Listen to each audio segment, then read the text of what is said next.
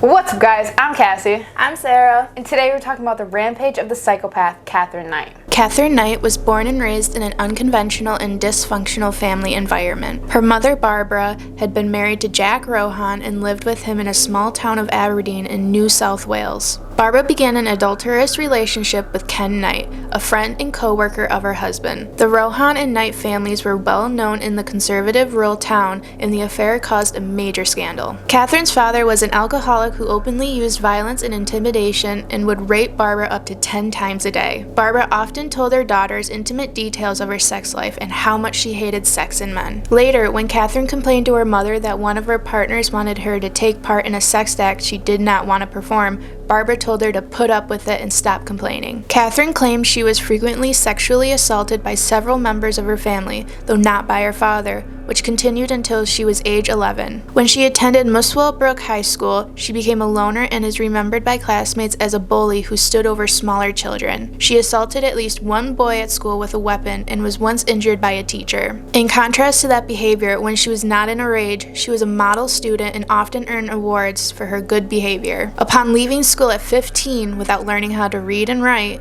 she gained employment as a cutter in a clothing factory. 12 months later, she left to start what she referred to as her dream job, cutting up offal at the local abattoir. There, she was quickly promoted to boning and was given her own set of butcher's knives. At home, the knives were hung over her bed so that they would always be there if she needed them, a habit she continued everywhere she lived until her incarceration. This Katherine Knight had it rough. Even from the very beginning, you guys will see how she turns out, but in a way, it's understandable. I think this is just the start of everything. Craziness. It's just it just started everything, I think.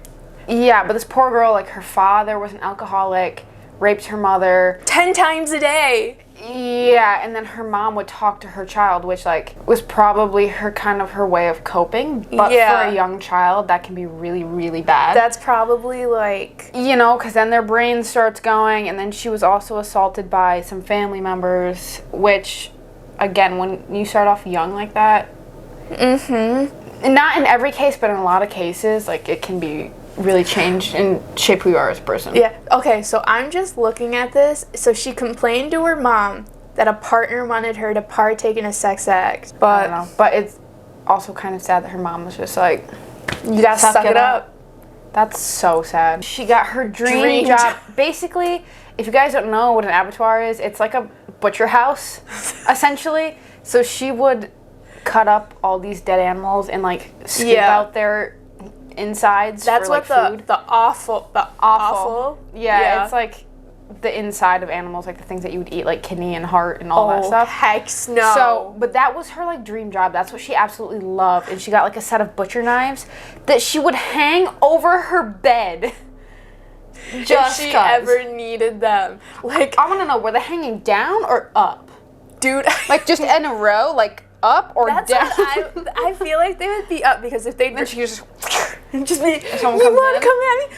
I guess. Which I mean, as a single woman, that's pretty dope. But at the same time, really creepy. What because if one of them fell down?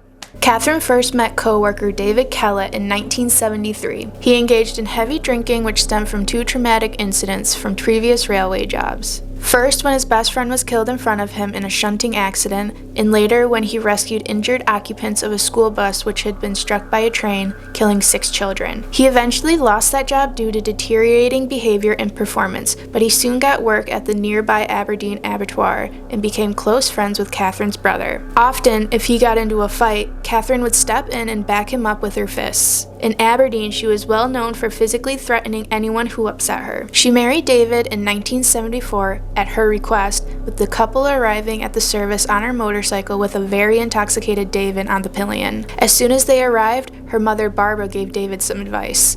You better watch this one or she'll fucking kill you. Stir her up the wrong way or do the wrong thing and you're fucked. Don't ever think of playing up on her. She'll fucking kill you. On their wedding night, Katherine tried to strangle David. She later explained it was because he fell asleep only after having intercourse 3 times. Their marriage proved particularly violent, and on one occasion, a heavily pregnant Katherine burned all of David's clothes and shoes before hitting him across the back of the head with a frying pan, simply because he had arrived home late from a darts competition after reaching the finals.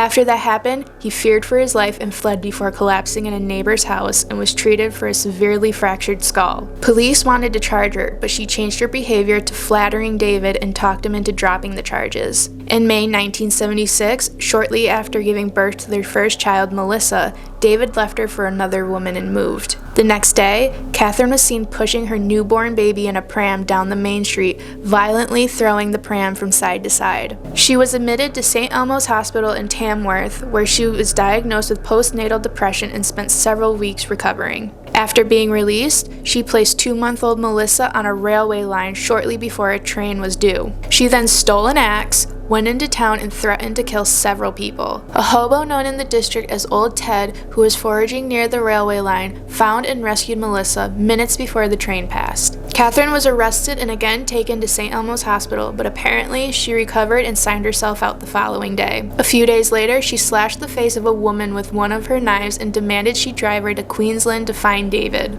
The woman escaped after they stopped at a service station, but by the time police arrived, Katherine had taken a young boy hostage and was threatening him with the knife. She was disarmed when police attacked her with brooms, and she was admitted to the Morisset Psychiatric Hospital. She told the nurses she had intended to kill the mechanic at the service station because he had repaired David's car, which allowed him to leave, and then kill both her husband and his mother when she arrived in Queensland. When police informed David of the incident, he left his girlfriend and moved to Aberdeen with his mother to support Katherine. She was released on August 9, 1976, into the care of her mother-in-law and David, and they moved to a city in Brisbane where she obtained a job at the Dinmore Meatworks. On March 6, 1983, they had another daughter, Natasha, and in 1994, she left David and moved. Katherine got married to David Kellett.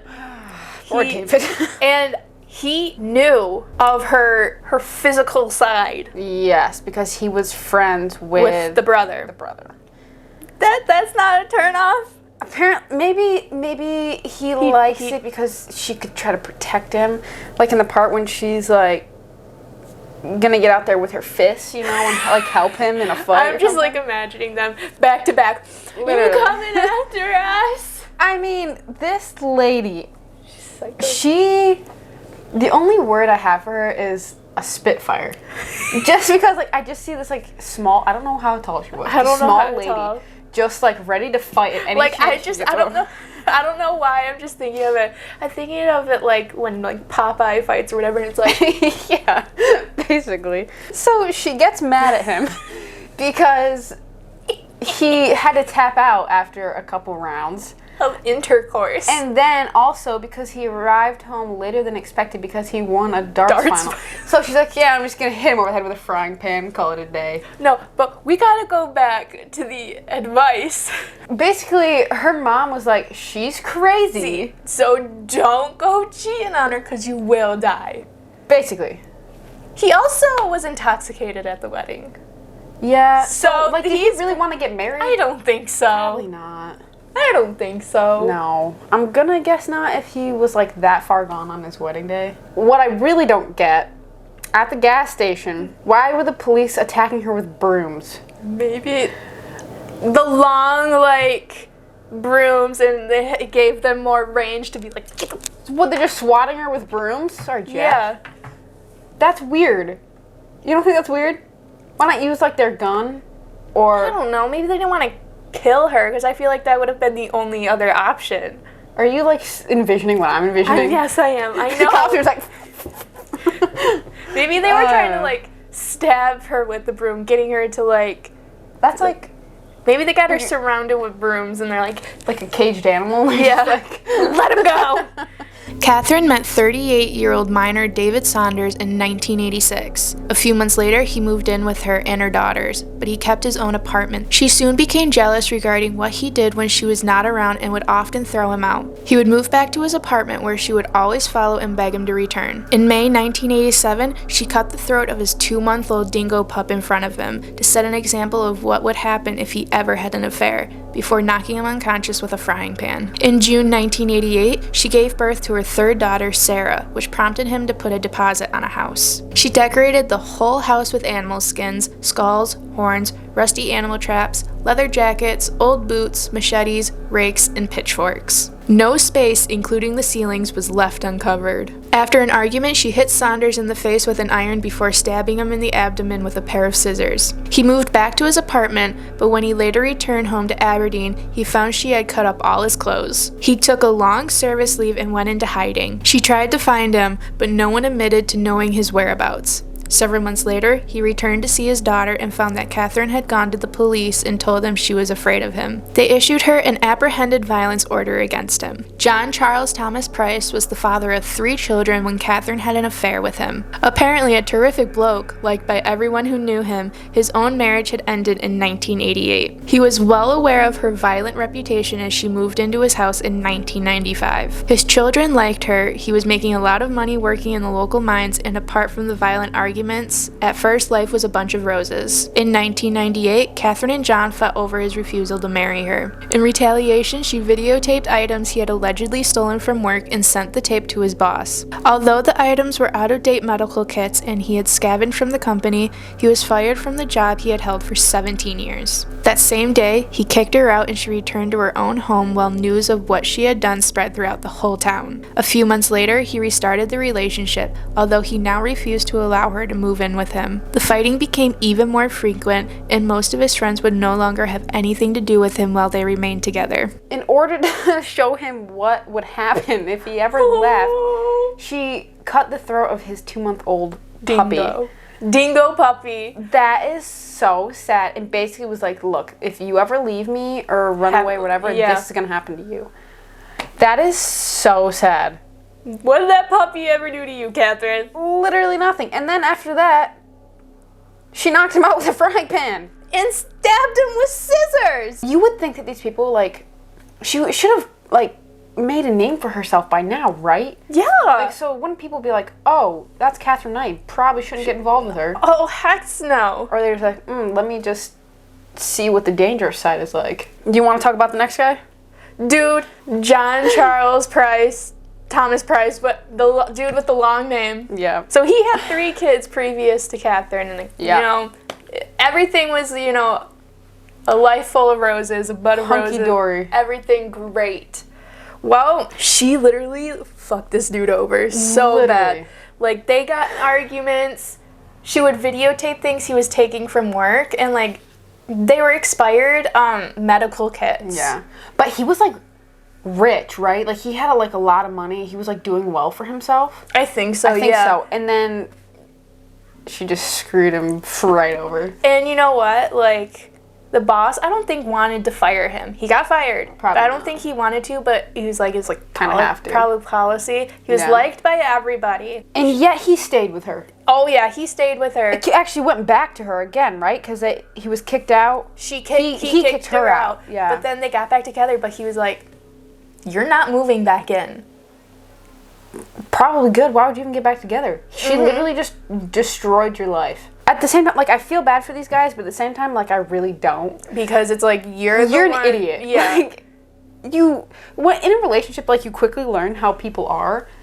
You know, like, in some cases, if they're, like, psychopaths, like, hardcore psychopaths, obviously they can, like, hide their true selves from you. But these guys, for sure, had an idea of what she was like. And when we said this lady is crazy, we seriously mean it. Finally, fed up with the arguments and assaults, he kicked her out of the house. On February 29th, he stopped at the Scone Magistrates Court on his way to work and took out a restraining order in an attempt to keep her away from both himself and his children. That afternoon, he told his co-workers that if he didn't come to work the next day, it would be because Katherine had murdered him. Despite their pleas that he shouldn't return home, he said that he was afraid she would kill his children if he didn't. He arrived home to find that she had sent the children away for a sleepover at a friend's house. He then spent the evening with his neighbors before returning home and going to bed at 11 p.m. Earlier that day, Katherine had bought new black lingerie and had videotaped all her children while making comments which have since been interpreted as crude will. She later arrived at John's house while he was sleeping and sat watching television for a few minutes before having a shower. She then woke John and they had sex and he fell asleep after. At 6 a.m. the next day, the neighbor became concerned that John's car was still in the driveway,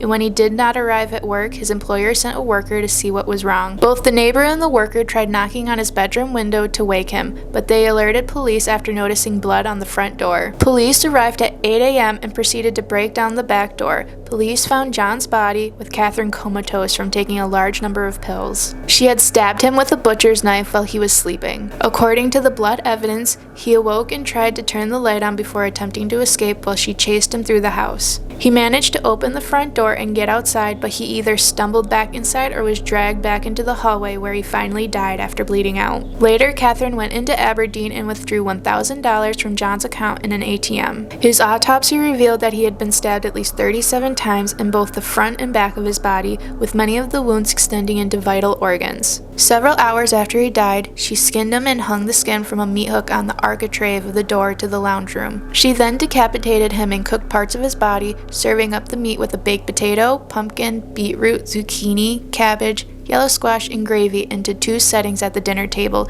along with notes beside each plate having the name of one of his children on it. She was preparing to serve his body parts to his children. A third meal was thrown onto the back lawn for unknown reasons. It is speculated that she had attempted to eat it but couldn't. John's head was found in a pot with vegetables. The pot was still warm, estimated to be between 104 and 122 degrees Fahrenheit, indicating that the cooking had taken place in the early morning. Sometime later, she arranged the body with the left arm draped over an empty 1.25-liter soft drink bottle with his legs crossed. This was claimed in court to be an act of defilement demonstrating her contempt for John. She had left a handwritten note on top of a photograph for him. So he got fed up with all the assaults and the argument and kicked her out. And he went to court to get a restraining order for him and his children. And then it just snowballs after that. But He told his co-workers, if I don't come to work the next day,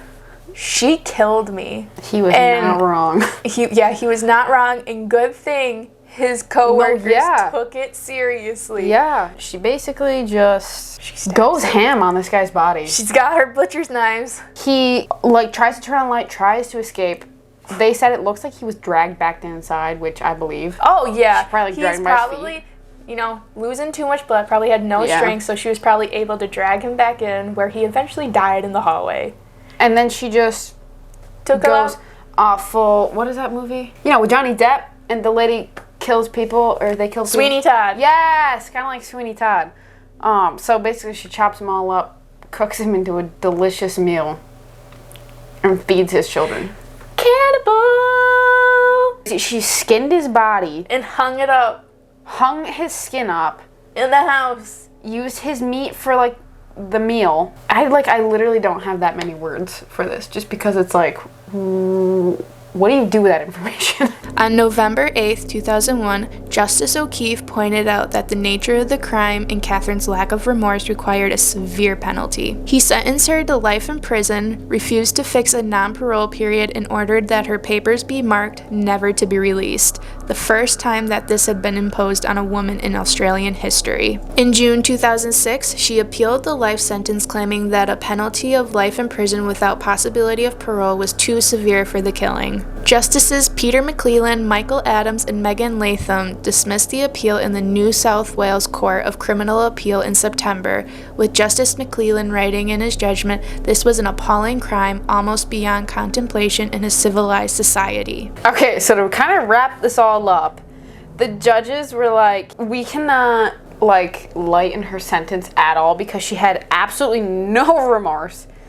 And it requires a super severe penalty, which I'm assuming she got multiple life sentences. Oh, she got life with no possibility of parole. Yeah, at all. Never to be released. Blah blah blah.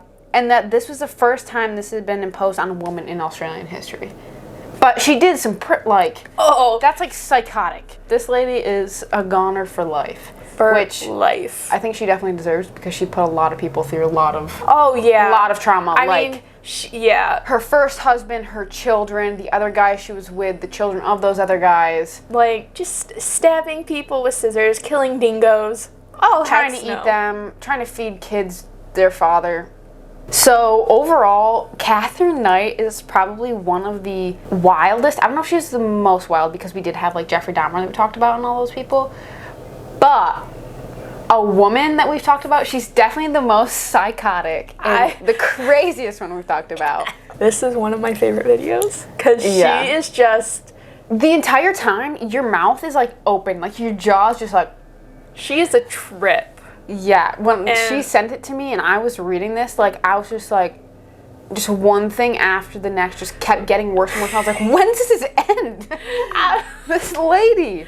If you want to see more videos similar to this one, make sure you click on this next video. We will see you guys next week. Peace.